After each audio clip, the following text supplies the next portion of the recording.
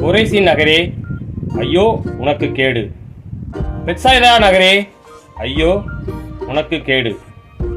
ஏனெனில் உங்களிடையே செய்யப்பட்ட வல்ல செயல்களை தீர், சீதோன் நகரங்களில் செய்யப்பட்டிருந்தால் அங்குள்ள மக்கள் முன்பே சாக்கு உடை உடுத்தி சாம்பலில் உட்கார்ந்து மனம் மாறியிருப்பர். எனினும் தீர்ப்பு நாளில் தீருக்கும் சீதோனுக்கும் கிடைக்கும் தண்டனையை விட உங்களுக்கு கிடைக்கும் தண்டனை கடினமாகவே இருக்கும். கப்பர்நாகூமே, நீ வானளாவ உயர்த்தப்படுவாயோ?